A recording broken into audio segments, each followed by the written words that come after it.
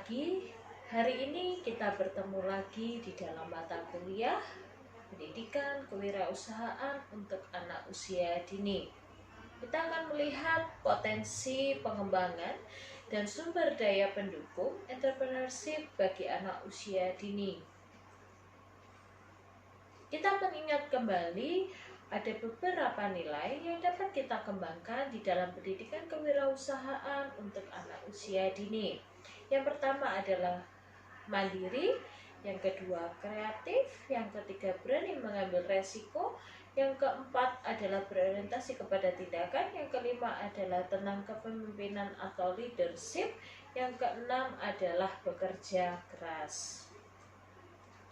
Kita melihat ada beberapa potensi pengembangan yang bisa kita lihat di dalam pendidikan kewirausahaan. Yang pertama adalah tentang barang. Di sini kalau kita melihat negara kita sebagai negara agraris, kita seringkali melihat adanya tentang potensi di dalam bidang pertanian dan peternakan. Nah, contohnya di sini adalah tentang pertanian. Ada banyak hal yang bisa ditanam, mulai dari sayur dan buah. Tentang peternakan, ada beberapa hewan yang bisa kita masukkan di dalam alokasi peternakan atau pengelolaan peternakan, mulai dari sapi, kambing, ayam, ya, hewan-hewan yang berjenis unggas itu bisa. Nah, usaha kecil menengah. Nah, di sini ada banyak sekali UKM-UKM yang sudah dikembangkan di negara kita. Dan UKM ini diwadahi. Nah, semua proses wirausaha yang membutuhkan modal dasar barang kemudian diolah dengan endingnya adalah barang itu akan dipasarkan. Nah, di sini untuk mendapatkan profit atau laba, maka kita mendapatkannya dari harga jual dikurangi modal, maka itu akan terhitung sebagai laba atau profit. Ketika kita berbicara tentang jasa, maka di sini adalah contohnya tentang perantara, perbankan, atau mungkin jasa-jasa perbaikan dan lain sebagainya. Semua proses wirausaha yang membutuhkan modal dasar yaitu kemampuan diri dan membutuhkan sedikit atau tidak sama sekali modal dasar. Nah, di sini kalau untuk jasa, maka modal yang dibutuhkan cenderung lebih sedikit daripada barang. Kalau barang, misalnya kita menjual atau mungkin terima pesanan makanan atau kue, maka kita perlu modal bahan dasar. Tetapi kalau jasa, kita lebih kepada tentang kemampuan diri kita. Dengan ending ataupun nilai profitnya adalah didapatkan dari keahlian ataupun jasa yang dibayar oleh pemakai jasa. Ya, contohnya adalah sekolah ataupun ojek online. Yang ketiga, potensi pengembangan yang ketiga adalah tentang sosial. Nah, usaha sosial di sini seringkali juga dianggap sebagai usaha nirlaba atau bisa dikatakan sebagai usaha yang tidak bertujuan untuk mencapai profit ataupun laba tertentu, terutama secara materi. Nah, di sini perusahaan nirlaba adalah perusahaan yang tujuan utamanya adalah untuk mencapai kemaslahatan masyarakat dan tidak berorientasi kepada laba atau uang. Contohnya adalah lembaga sosial masyarakat atau LSM, unit pemerintah yang bergerak untuk mengadakan air bersih di daerah-daerah. Nah, itu adalah contoh usaha nirlaba. Jadi ada 3 hal yang bisa kita lihat di dalam potensi pengembangan, yaitu yang pertama adalah barang, ya, yang dimana kita menggunakan modal berupa bahan dasar yang akan kita olah, sehingga setelah itu nanti hasil produksi itu bisa kita pasarkan dan labanya didapatkan dari harga jual dikurangi modal. Yang kedua adalah jasa. Jasa di sini adalah bagaimana kita memberikan kemampuan atau menjual skill kita, dan pemakai jasa akan memberikan harga atau membayar dari keterampilan yang telah kita berikan atau jasa yang kita berikan. Baru di situ kita mendapatkan yang namanya laba. Yang ketiga adalah tentang usaha sosial. Potensi sosial di sini lebih kepada perusahaan-perusahaan yang bergerak di dalam bidang nirlaba. Intinya perusahaan-perusahaan yang tidak ataupun lembaga yang tidak berorientasi kepada keuntungan secara material, tetapi lebih kepada kemaslahatan masyarakat. Nah, di sini kita akan melihat tentang school based entrepreneur atau sekolah yang berbasis kewirausahaan. Yang pertama adalah kita harus menyediakan konteks ya atau proses secara sadar ataupun disadari sumber pembelajaran yang ada, namun harus disesuaikan dengan kebutuhan siswa. Sehingga di dalam school based entrepreneurship yang pertama adalah sediakanlah konteks ataupun tema-tema tertentu serta proses yang dapat disadari dan juga sumber pembelajaran yang menjadi sarana bagi siswa untuk belajar, tetapi juga harus sesuai dengan kebutuhan siswa. Yang kedua yaitu menyediakan pengembangan berupa produk, jasa maupun sosial seperti sudah tadi saya jelaskan sebelumnya atas permasalahan yang ada di komunitas masyarakat ataupun sekolah. Ya, sebagai contoh misalnya di sekolah itu belum ada kantin, maka kita bisa mengajak para orang tua beserta anak-anak untuk bersama-sama mengelola kantin.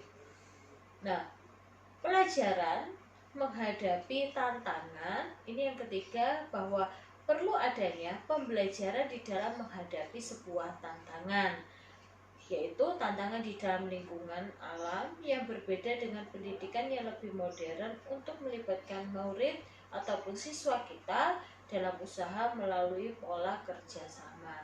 Biasakan mereka untuk bekerja sama di dalam menyelesaikan setiap permasalahan. Yang keempat adalah meningkatkan kepekaan murid tentang hubungan sosial antara kesejahteraan dan bekerja. Nah, di sini kita perlu membuat mereka untuk mampu menjalin interaksi sosial yang baik untuk membangun kesejahteraan di antara mereka dan juga nantinya bagaimana mereka memperlakukan pekerja. Nah, yang kelima adalah memperkenalkan murid akan kebanggaan terhadap pekerjaannya. Ya, jadi membiasakan para siswa kita untuk menghargai setiap hasil pekerjaannya. Ya, bangga terhadap apa yang telah dia kerjakan.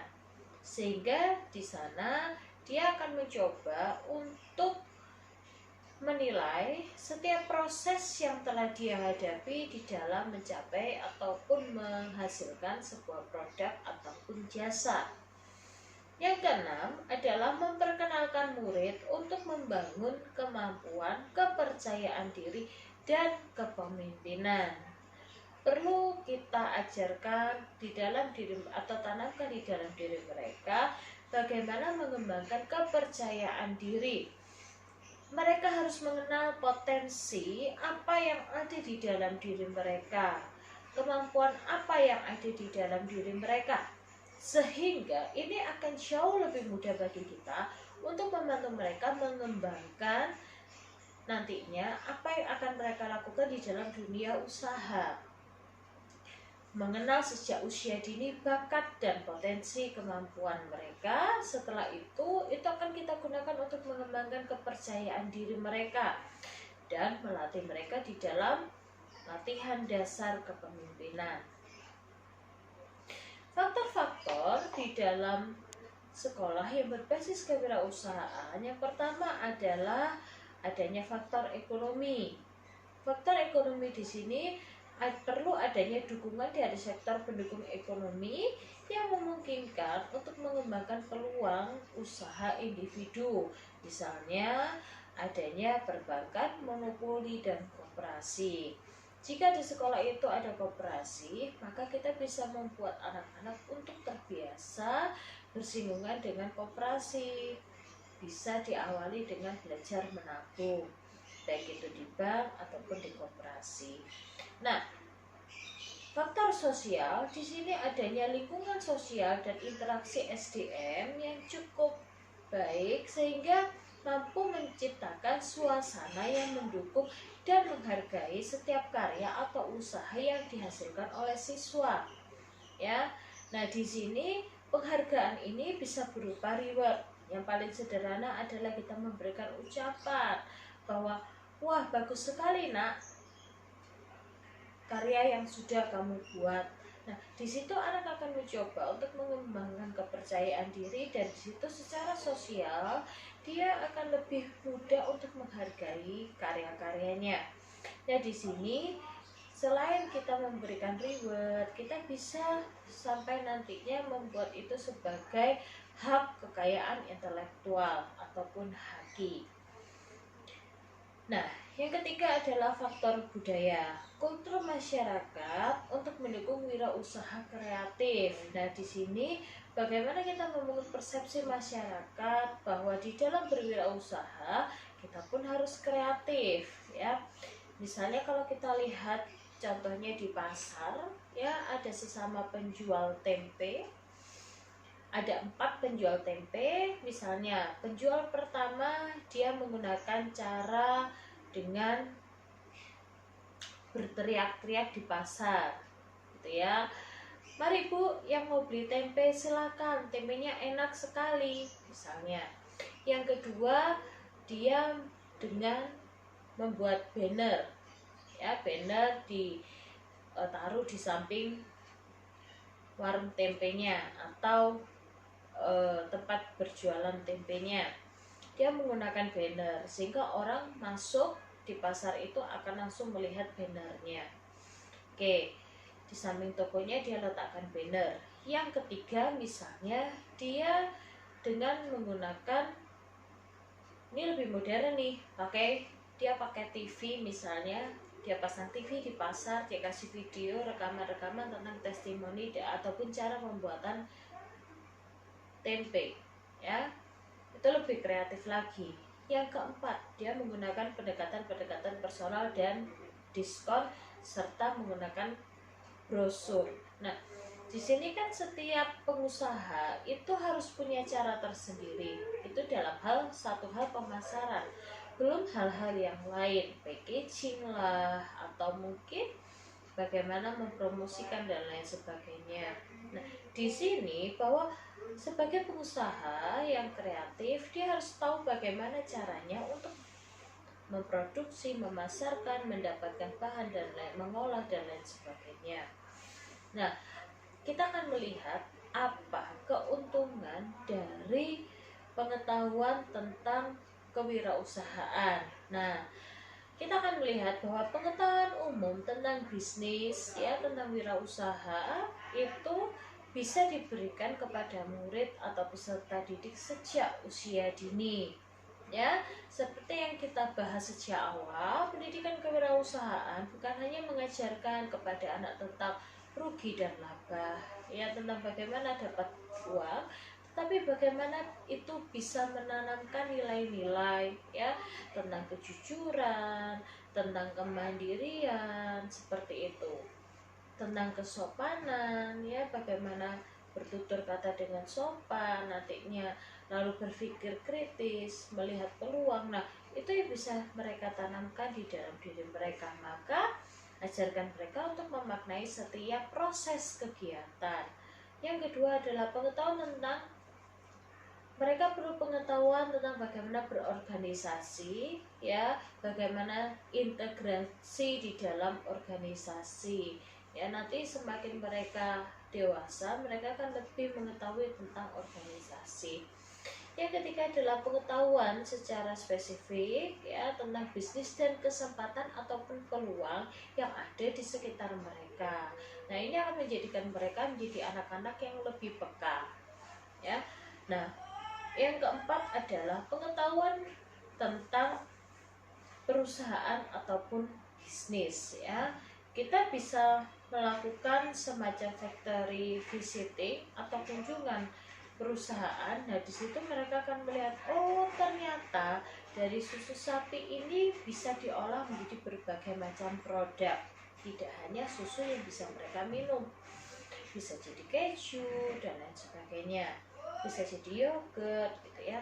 Nah, prinsip sekolah berbasis entrepreneurial ekonomi di sini adalah perlu proses wirausaha, di mana dimulai dengan membangun jiwa wirausaha, dengan endingnya adalah pada proses perencanaan karier yang matang pada anak usia dini. Nah, ini kita bisa kaitkan dengan tema-tema misalnya tentang pekerjaan gitu ya, tema tentang pekerjaan, berbagai macam pekerjaan ini bisa kita gunakan. Misalnya kalau pilot, nah pilot itu berarti kita lihat yang dijual kan berarti lebih ke jasa gitu ya. Nah, misalnya Pak Pilot itu bekerjanya di mana? Nah, lalu Pak Koki bekerjanya di mana? Gitu ya. Nah, di sini kita mengajarkan kepada mereka bahwa setiap jenjang karir atau setiap pekerjaan gitu ya, setiap job itu pasti ada penempatannya dan perannya masing-masing. Yang kedua adalah mengidentifikasi kesempatan yang ada, menilai semua potensi bisnis yang bisa direncanakan. Nah, mereka akan mencoba untuk melihat setiap potensi bisnis yang menjadi lebih peka. Nah, di sini yang ketiga adalah memasuki strategi bisnis, bagaimana menginternalisasikan proses wirausaha melalui mekanisme sosialisasi atau pembelajaran dari figur wirausaha. Kita bisa menggunakan misalnya ada salah satu dari orang tua kita misalnya punya usaha catering ya, yang satu punya usaha art and craft. Nah, dari berbagai macam bidang ini kita coba untuk berikan kesempatan sebulan sekali atau 2 bulan sekali memberikan pencerahan kepada anak-anak tentang menceritakan bagaimana usaha mereka, apa yang mereka lakukan, keseharian mereka bagaimana, bisa ditambahin dengan video-video yang terkait. Diharapkan dengan adanya keterlibatan dari para pengusaha, berarti anak-anak akan melihat atau mendengarkan contoh ya yang memang secara real atau nyata terjadi di dalam kehidupan sehari-hari. Walaupun terkadang mungkin saat ini mereka belum begitu paham tentang dunia usaha, tetapi paling tidak mereka pernah mendapatkan cerita tentang bagaimana berusaha atau berwirausaha.